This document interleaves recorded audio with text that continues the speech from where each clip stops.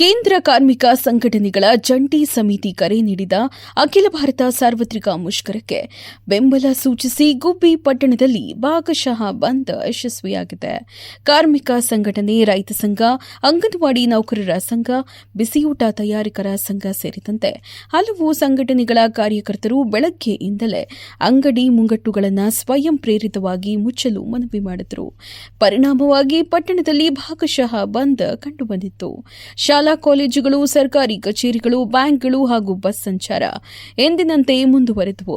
ಶ್ರೀ ಚನ್ನಬಸವೇಶ್ವರ ಸ್ವಾಮಿ ದೇವಾಲಯದಿಂದ ಆರಂಭವಾದ ಮೆರವಣಿಗೆ ವೀರಣ್ಣ ಸರ್ಕಲ್ ಮೂಲಕ ಬಸ್ ನಿಲ್ದಾಣ ತಲುಪಿತ್ತು.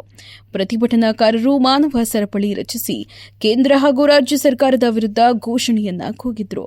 ಸಿಐಟಿಯು ಜಿಲ್ಲಾ ಸಂಚಾಲಕ ಲೋಕೇಶ್ ಕಾರ್ಮಿಕ ವಿರೋಧಿ ಸಂಹಿತೆಗಳನ್ನು ರದ್ದುಪಡಿಸಲು ಆಗ್ರಹಿಸಿದರು.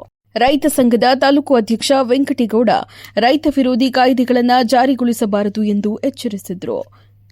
ಪ್ರತಿಭಟನೆಯಲ್ಲಿ ರೈತ ಸಂಘದ ತಾಲೂಕು ಪ್ರಧಾನ ಕಾರ್ಯದರ್ಶಿ ಸಿಜಿ ಲೋಕೇಶ್, ರೈತ ಸಂಘದ ತಾಲೂಕು ಅಧ್ಯಕ್ಷ ವೆಂಕಟೇಗೌಡ, ಮಹಾದೇವಣ್ಣ ಸತ್ತಿಗುಪ್ಪ, ಗಂಗರೇವಣ್ಣ, ಕುಮಾರಸ್ವಾಮಿ, ಬಸವರಾಜು, ಯತೀಶ್, ಚನ್ನಬಸವಣ್ಣ, ಪ್ರಾಂತ ರೈತ ಸಂಘದ ಅಧ್ಯಕ್ಷ ದೊಡ್ಡನಂಜಯ್ಯ ಸೇರಿದಂತೆ ಬಿಸಿಯೂಟ ತಯಾರಕ ಸಂಘ, ಮುನ್ಸಿಪಲ್ ಕಾರ್ಮಿಕರ ಸಂಘ, ಅಂಗನವಾಡಿ ನೌಕರರ ಸಂಘ, ರೈತ ಸಂಘದ ಕಾರ್ಯಕರ್ತರು ನೂರಾರು ಸಂಖ್ಯೆಯಲ್ಲಿ ಸೇರಿದ್ದರು.